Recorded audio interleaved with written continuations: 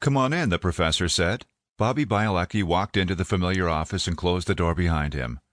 Gregory Hansen sat behind his desk, framed by mounds of papers and books, the shelves above him filled with pots, clay models, bronzes, and even glass, a collection from his 30 years as a professor of fine art.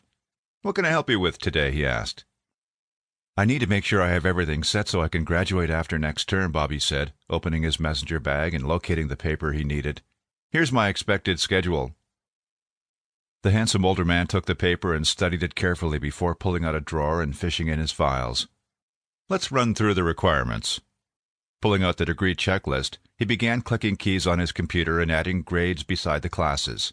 "This is easy. If I ever forget how to write an A, you'd be in trouble." Bobby smiled as the man continued working.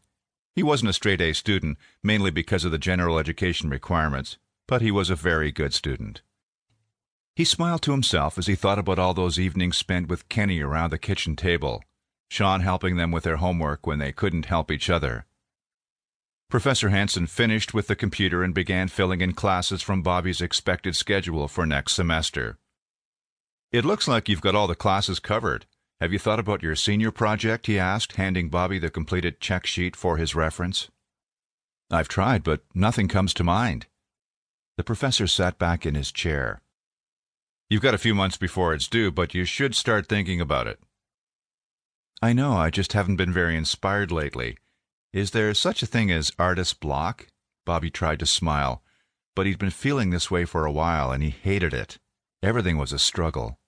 "I've tried wandering the city, experiencing different things." The professor looked down his nose, a very concerned look on his face.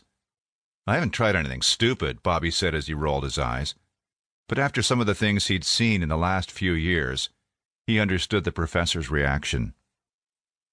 "Inspiration can sometimes be fickle and fleeting, and at other times a bounty of riches so fruitful you can't work fast enough to capture it all. I know, there was a time when I could pick up my sketchbook and my hands would draw on their own. I didn't need to think. It would just happen. Now I sit for hours sometimes, and nothing comes." "Let me ask you a question," the professor said, leaning forward. "When was the last time you felt like that? When things came to you easily and freely?" "It's hard to remember," Bobby sighed. It's been a while. Quite a while, if I were being honest." "That seems to fit with what I've been hearing from your professors. They all say you're very talented, bordering on greatness, but there's something lacking." Hansen leaned forward again. "As artists, we have to put ourselves into our art, give it everything we have. I think you may be holding back some part of you. What are you afraid of? What is it you're holding back?" "I wish I knew. There are times when I can really feel something, but then it fades. I know this has to come from me, and what you're telling me isn't a surprise. I just can't figure it out." Professor Hansen smiled a broad smile that lit his entire face. "I think you're looking in the wrong place, using the wrong method." Bobby sat forward, listening intently. "The answer isn't in your mind, it's in your emotions. You're trying to figure your way down a path where you need to feel your way. Let your emotions guide you. Find out what makes you feel strongly, and then follow it." "Thank you." Bobby got up to leave. He could see another student outside the frosted glass door. "I'll tell you one thing," Professor Hansen said.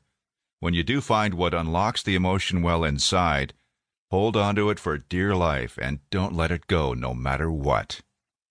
"I won't, Professor. Thank you." Bobby opened the door and walked into the hallway and down to the elevators, passing a number of students who either said hello or waved. It seemed a number of students were doing the same thing he was. Taking the elevator to the first floor, he walked across the polished tile floor toward the exit, slipping on his coat before stepping outside. The cold wind right off Lake Michigan easily cut through into his skin, and he hurried along the sidewalk to the residence hall. He was chilled to the bone in the 10 minutes he was outside. Thank God it wasn't snowing yet. He made a quick stop to get his mail and then called for the elevator, riding it to the top floor.